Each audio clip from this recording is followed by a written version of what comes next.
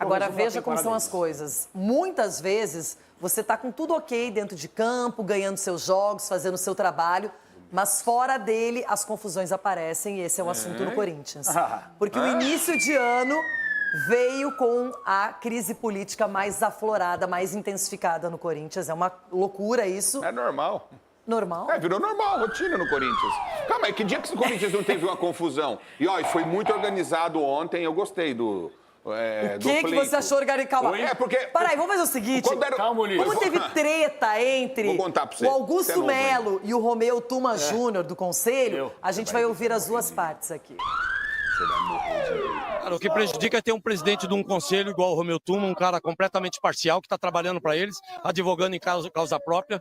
É um cara que não deixou nem a gente se defender, não deixou fazer nada, é um ditador, cara, que está na hora de acabar. O Corinthians está na situação porque tem um cara desse presidindo o conselho. Essa política do Corinthians é muito suja, cara. O Corinthians está nessa situação porque tem gente desse tipo aqui dentro, cara. Principalmente no conselho, principalmente conselheiros, alguns conselheiros, né? Com certeza a gente reverte, mesmo porque ele não deu chance para um monte de coisa. Ele foi ditador em todo sentido. Aliás, a confusão teve porque ele automaticamente advogou por ele mesmo comentou e ele mesmo julgou e não deu direito nem a gente comentar. Pô, aí virou um tumulto, cara. Quer dizer, é um ditador, cara. Ele está sendo ditador. Ele não tem mais moral, ele não tem condição emocional, ele não tem mais competência para dirigir o conselho. Tem que entrar com a destituição desse cara. Esse cara não tem mais moral nenhuma para dirigir o conselho. Lamento a declaração do presidente, ele devia estar emocionalmente abalado, talvez com o clima da reunião, com a votação que deu prosseguimento ao processo de impedimento.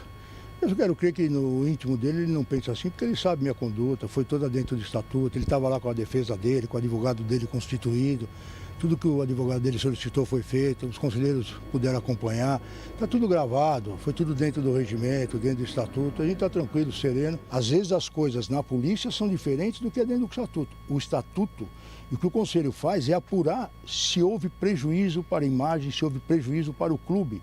Se houve, o infrator tem que ser punido. E é isso que a gente está observando. Dedo em riste, acusações públicas. Foi nesse nível que a coisa chegou, Capelanes. Cara, Corinthians é uma marca imensa, né? Mas eu fico imaginando o torcedor corintiano amanhecendo.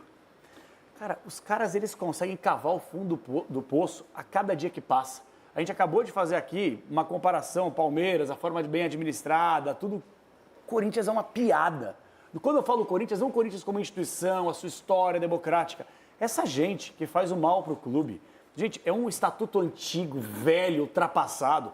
Conselheiros que gostam de uma mamateta do clube. E o que eu acho mais absurdo aqui é que muitos dos conselheiros que vieram encher o meu saco na semana passada, falando que a imprensa está protegendo Augusto Melo, deixa eu deixar bem claro aqui, eu já falei e já coloquei a minha posição. Se o Augusto Melo se aparecer que ele roubou, fez fraude, corrompeu, fez qualquer coisa ilícita, criminosa, ele não tem que sair do Corinthians empichado. Ele tem que ser preso! Preso! É isso que eu espero. Agora, vocês, conselheiros, mas se for provado. Absurdo, se for provado, mas como que a gente vai poder condenar alguém? O que eu acho muito engraçado é que eles estão levantando esse processo de votação antes do inquérito que está aberto na polícia e antes da justiça decretar alguma coisa. Se eles decretarem qualquer coisa que seja ilícita, fraudulenta, criminosa, aí você abre o processo democrático perante o estatuto ultrapassado e você tira o cara. Agora, é um bando de conselheiro que não tem mais nada para fazer e um bando de conselheiro que quer uma boquinha como cargo, ou como presidente, ou como diretor, ou como gerente, e o Corinthians se transformou nessa vergonha por causa dessa gente. E eu não vou esquecer aqui, membros da Chapa Renovação e Transparência têm culpa direta nesse circo que foi montado ontem no Parque São Jorge. Em relação à organização, teve conselheiro que foi agredido, machucado, foi parar em um hospital, apoiadores do Augusto Melo, gente contra o Augusto Melo, que ficou numa área que nem a imprensa tinha acesso. E aí deu um baita num quebra-pau. Vocês são a vergonha do Esporte Clube Corinthians Paulista. Ulisses. Aí, Rubão. Quando eu falo da organização, eu já vi no passado, em reuniões do Corinthians e do Conselho, voar cadeira. Os caras iam de guarda-chuva, os conselheiros que estavam ali na votação, abriu o guarda-chuva para a cadeira não pegar neles. Eu já vi isso, já aconteceu isso no Corinthians. Mas ontem foi baixo nível. Mas em pleno ano de 2025 então, não deveria mais acontecer esse tipo de coisa. Não é permitido. Não aconteceu um monte, mas aconteceu pancadaria. Quer dizer, é muito triste e não conseguiram de novo. Cara, por que não? Vai ficar para a semana que vem. Olha o sofrimento do torcedor do Corinthians. Isso é uma falta de respeito do torcedor do Corinthians. Entendeu? Vai lá, Tem clássico no final de semana. Provou, aqui ó, provou. Aqui, ó, você fez isso de errado, pune. Se o Augusto, a gente tá falando aqui no Jogo Aberto isso, desde o dia da primeira tentativa de impeachment, que foi o ano passado, antes da terceira rodada final do Campeonato Brasileiro. E aí, o que acontece? Se ele tiver culpa, pune, tira, tá todo mundo concordando. É que um monte de coisa do passado foi jogado embaixo do tapete e o Conselho foi passivo. É isso que a gente fica questionando. Você tá me entendendo? Ninguém tá aqui defendendo Augusto. Nós estamos questionando a postura do Conselho. Gente, ontem chegar no momento em que, tá bom, então vamos fazer a votação. Não tinha cédulas suficientes para finalizar a votação. Porque, primeiro, a briga começou porque ele queria que fosse assim. Levanta a mão aí, quem quer que a ação prossiga. Não vai fazer desse jeito. Nossa. Aí falaram, não, vamos fazer tudo, tem que ser votado, com cédula, não é voto secreto, estatuto, não falar isso, fala. Então, beleza, chegou na hora, não tinha, faltou cédula. E tinha que ser aberto, Renata. Não pode ser secreto. Os caras foram embora cansados, entendeu? depois de 6 horas. Não, Tinha gente que não aguentava mais. Rê, eu sou torcedor assumido, claro, de São Paulo, que é um grande rival do Corinthians. Aqui a gente tira muita onda, brinca. Só que é impossível não ficar triste com essa situação. Revoltado com essa situação.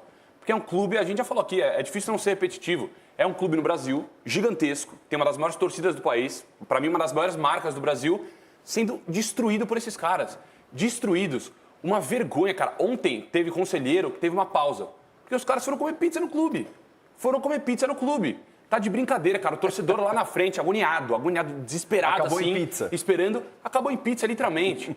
Então, cara, é uma piada. Mais uma vez, onde estavam esses caras que ninguém conhece, né? Porque os caras ficam lá no clube ali, nossa, sugando o clube, sugando o clube. Eles ficam lá... E voto secreto. Calma aí. Eles ficam lá no clube, sugando o clube. Ninguém conhece, ninguém sabe a cara desses caras. E essa primeira votação foi contra o Augusto. Sim. Eles, apertada, 126 a 114, mas foi contra ele. E onde estavam esses caras? Mais uma pergunta. Onde Duílio quebrou o Corinthians. Arrebentou o Corinthians. Andrés arrebentou o Corinthians. É um jogo político. Para mim é uma manobra política muito clara que está acontecendo. E uma vergonha. O torcedor corintiano não merece ter esses caras. Não merece. Faltou falar uma coisa aqui que eu esqueci, que eu não queria esquecer, então eu vou registrar aqui.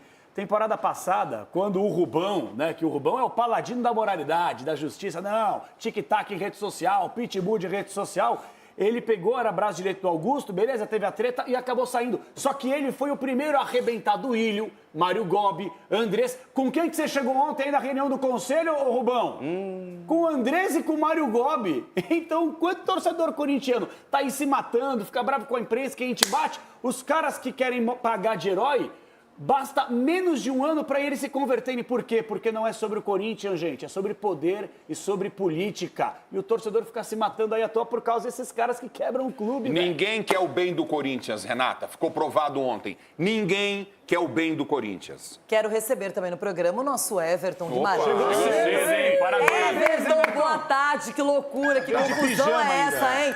Não conseguem finalizar uma votação, não chega em consenso nenhum. Tá muito difícil. O Corinthians bem em campo, fora dele. Não é legal, não.